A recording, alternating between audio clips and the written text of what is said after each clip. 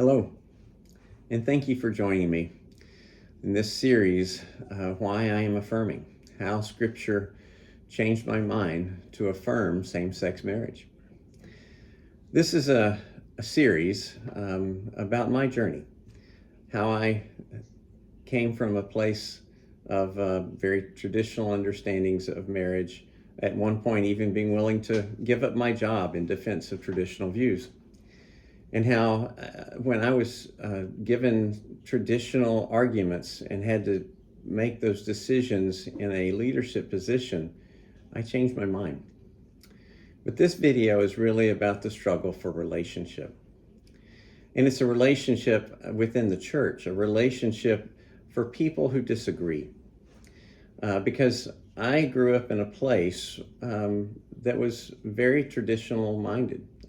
I grew up in a good home. Christian values were taught, laws and scripture were always present. I was deeply steeped in scripture, and I'm very grateful for the gift that is today to me. There was always community around, and it was not always functional, but it was a good place to grow up. As a male, particularly, I was being prepared for leadership in the church. And so it was, like I said, a blessing, a good place. But my faith journey was a struggle. I was given good answers as a child, even as a young adult. But as I got older, and particularly on the events of September 11th, 2001, I had a faith crisis. I watched those towers fall, and my understanding of creation and suffering couldn't hold up the weight of those towers falling. And yet, God didn't give up on me when I gave up on him. And he pursued me, and he gave me back those same creation stories in a different way, in a way that understood frailty and dependence as an intrinsic part of Adam's created nature. I began to see the story of creation as a story of growth from our natural essence and origins of dust to the spiritual last man, the one created in mature image and given dominion over creation. Eventually, I became an elder at a church on a university campus, and it was a diverse body. It was a place where there were people who had lots of wealth and people who were very impoverished. There were people who had advanced degrees and some who'd had no high school diploma. There were people who voted red and people who voted blue. It was a very accepting and loving place. On this topic of same-sex marriage, it was largely a don't ask, don't tell place. But behind the scenes, there was receiving and welcoming and loving of people, even though we hadn't officially declared any kind of stance.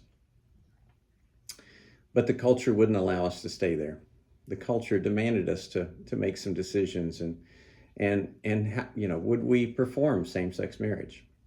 Could gay individuals be leaders? If so, what if they were in a relationship? What was required of them, and what was required of us? As I studied the scriptures, I was given some good traditional resources, lots of different viewpoints. And as I studied them, though, I found them lacking. I found that they didn't really seem that solid. And I began to look around and explore. And I found in the end that I had changed my mind. And after having changed my mind, though, I realized very soon that there was a roadblock up. A roadblock in terms of relationship. I could only go this far. You couldn't say any of that in this place in a public way. And it wasn't that I needed to change everybody's mind, although I'm sure I came across that way an awful lot. But it really was just, how do I be real? And I found there was, even in my home, if this topic, that I can recall having a conversation where I called my dad, and this topic came up, and he immediately dropped the phone and ran off. could not be talked about. It was just too threatening. How could anyone possibly think differently? It was a very scary place, honestly. And so I asked the question, where can I be real? Where can I say, honestly, I think we've misread the scriptures? Where can I come out after having changed my mind? So I ask you, if a family member spoke ill of your spouse or your loved one, would you defend them? I think you would. And if we're in relationship with people, shouldn't we expect the same from them? If someone's in a same-sex relationship, or if they have a loved one who is in such a thing, and we speak ill of them, shouldn't we give them room to express that problem and that frustration and those emotions, and the reason they changed their mind and why they think differently? Is there really is it really necessary that our churches be an echo chamber on this? And I love Christ. And from my standpoint, the prohibitions which elevate human nature, which elevate the law over faith, are an insult to my bridegroom, to Christ, my beloved.